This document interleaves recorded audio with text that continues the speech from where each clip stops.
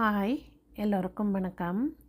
இன்றைய நாளில் உங்களுக்கு நான் ஒரு ஆய்வு கட்டுரை தலைப்பை எவ்வாறு தெரிவு செய்வது என்று சொல்லி விளக்க உள்ளேன்.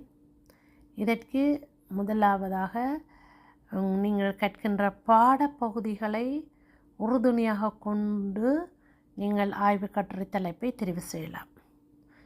ஏனெனில் ஆய்வு கட்டுரை தலைப்பை நீங்கள் தெரிவு செய்யும்போது உங்களுடைய பாடப்பகுதிகள் நீங்கள் படித்து கொண்டிருக்கின்ற வேளையிலேயே நீங்கள் அதனை ஓரளவுக்கு சிந்தனைக்கு கொண்டு வந்து இந்த பகுதியில் நான் ஆய்வு கட்டுரையை செய்யலாம். இல்லை என்று சொன்னால் நீங்கள் எடுக்கின்ற பாடப்பகுதிகள் உங்களுக்கு விருப்பமான பகுதிகள், இந்த பாடம் எனக்கு விருப்பம், இந்த பாடம் எனக்கு விருப்பம் என்று சொல்லிக்கலாம். அது கூட உங்களை இன்ஃப்ளூயன்ஸ் பண்ணும். உங்களுக்குள்ள அந்த பாடம் செல்வாக்கு செலுத்துகின்ற போது ஈஸியாக நீங்கள் இந்த ஆய்வு கட்டுரை தலைப்பை எடுக்கலாம்.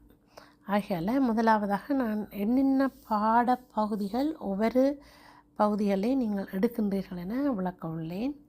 முதலாவதாக நீங்கள் ஜியோகிரஃபி, புவியியல் சிறப்புகளை தெரிவு செய்தவுடன் பகுதி 1 நீங்கள் எடுக்கிற பாடப்பிறப்புகளை நாங்கள் முதலில் பார்ப்போம்.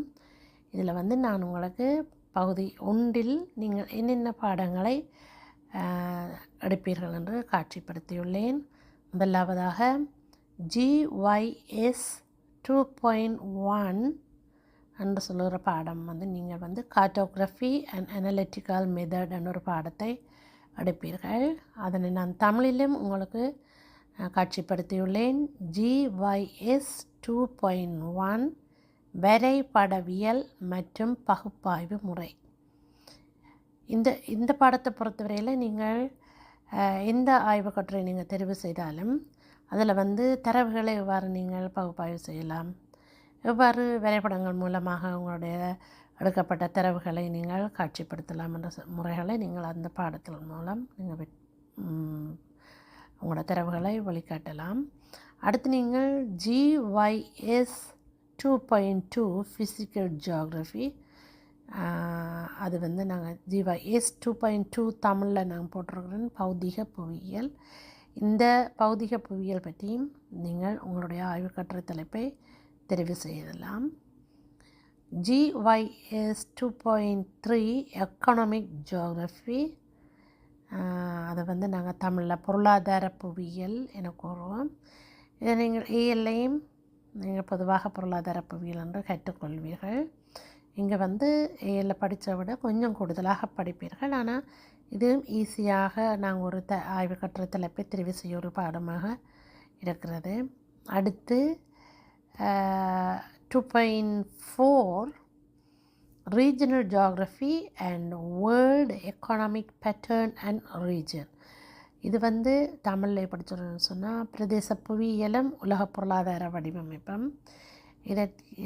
இந்த பாடப்பகுதியில் நின்று நீங்கள் ஆய்வு கட்டுரை தலைப்பை தெரிவு செய்வதென்றால் கூடுதலாக ரெஃபரன்சஸ் புக்ஸ் கூடுதலாக வாசித்து நீங்கள் செய்யக்கூடியதாகவும் இருக்கும்.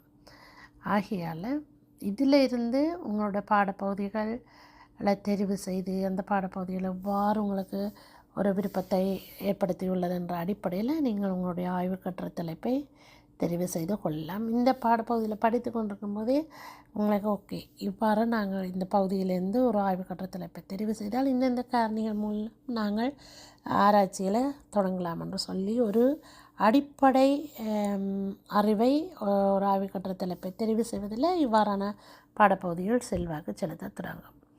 ஆகவே நாங்கள் பாடப்பகுதி 1 வைத்து எவ்வாறு இந்த ஆய்வு கட்டுரை தலைப்பை தெரிவு செய்யலாம் என்பதனை நாங்கள் இப்போது உங்களுக்கு விளக்கியுள்ளேன். நன்றி, வணக்கம். இந்த பகுதியை நீங்கள் லைக் பண்ணி ஷேர் பண்ணுங்க.